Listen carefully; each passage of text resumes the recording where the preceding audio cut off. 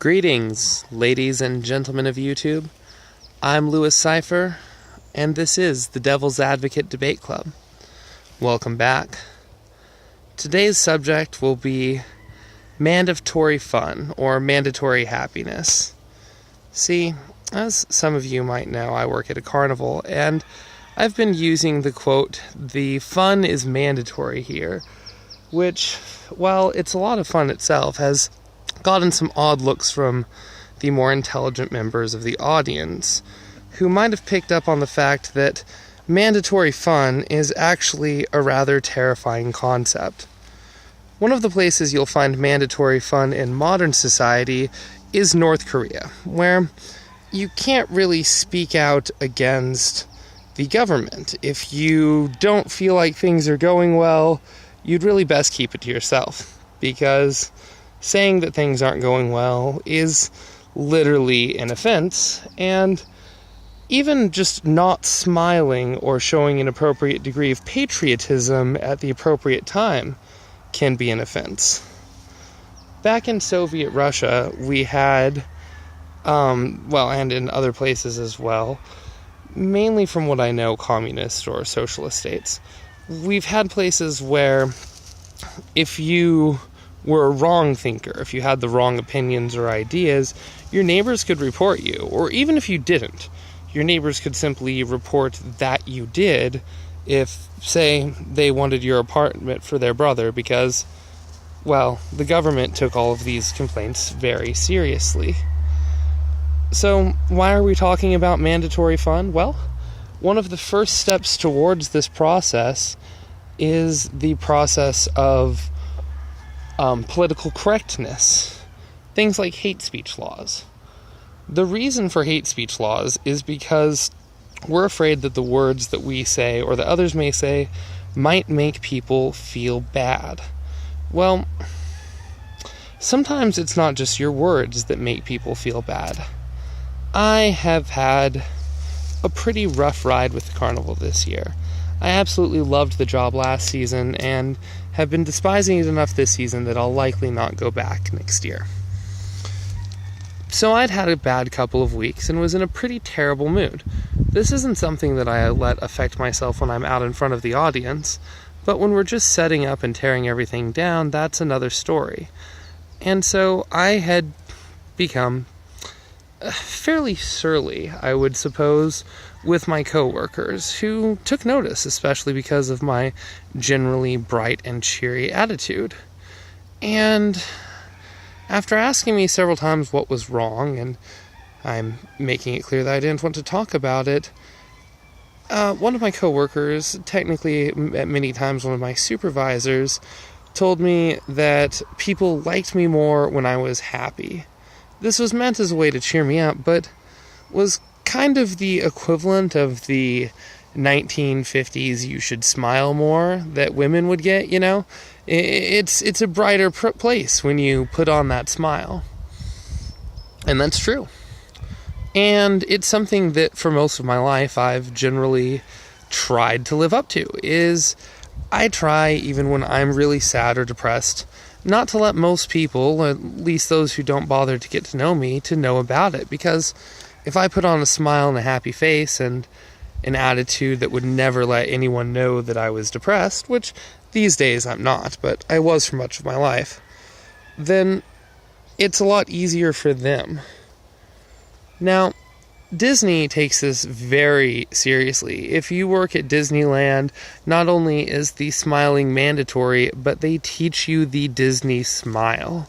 There are certain rules that apply to you even when you're off duty, because if you're a Disney employee, you have to live up to certain standards. Because at Disney, the happiness and the fun is mandatory, which is why it's the happiest place on earth.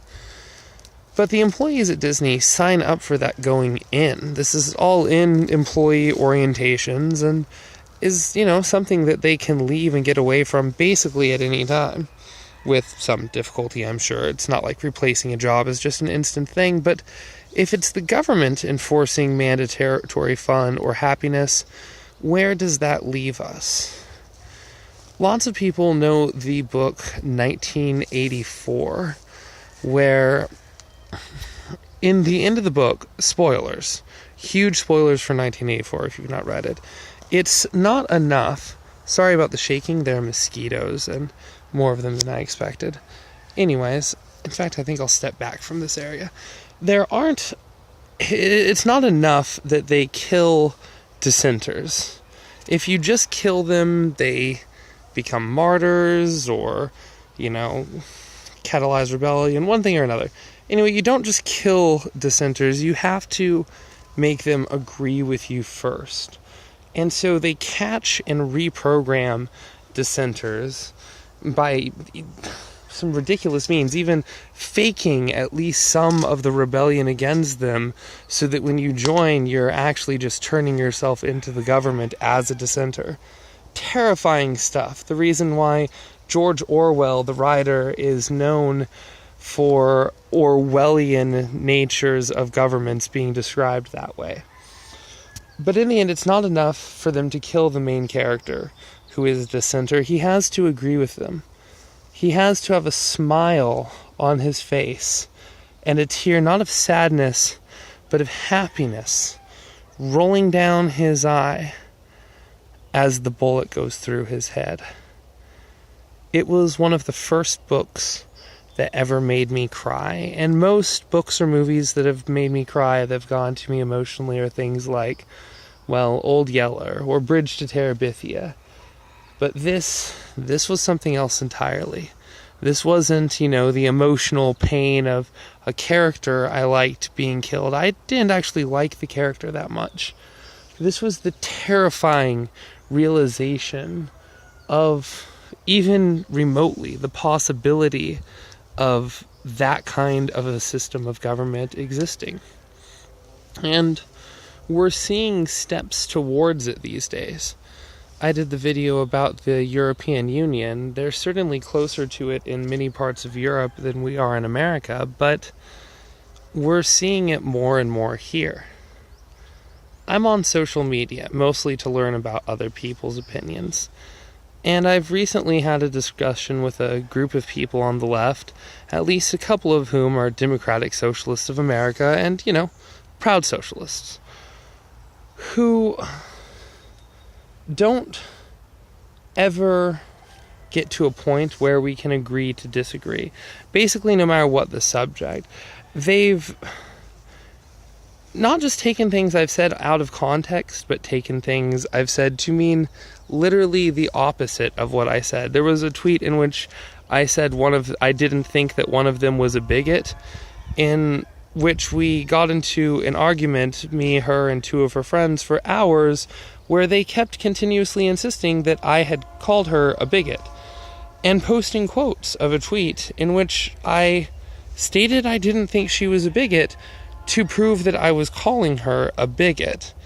Now, I think perhaps it was just the fact that I used bigot in a tweet that was directed towards a woman, or I don't know exactly what it was, but they have this kind of wrong think mentality where we can't agree to disagree, we can't move on. They demand, almost authoritarianly, to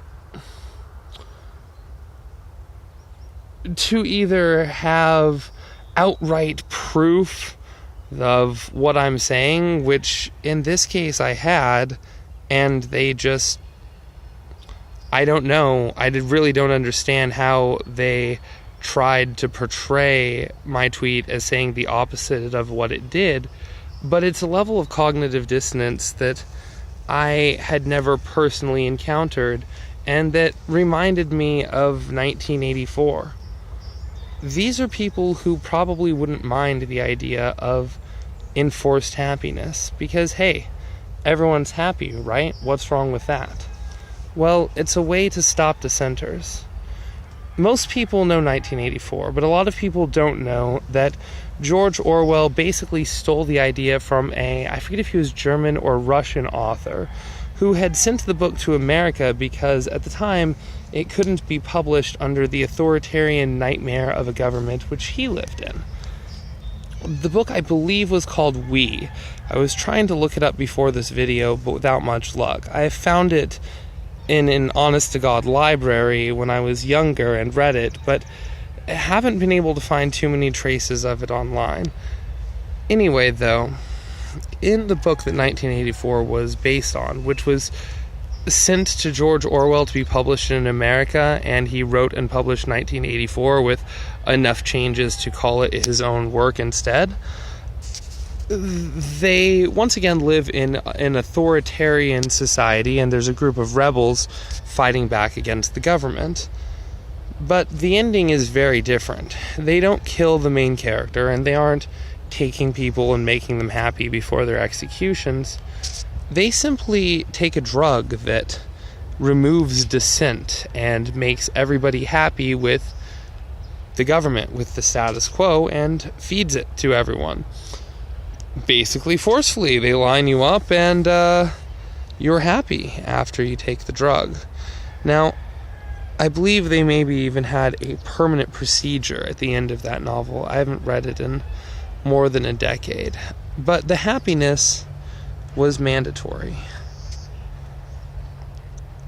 So, on some levels, the idea of mandatory happiness may appeal.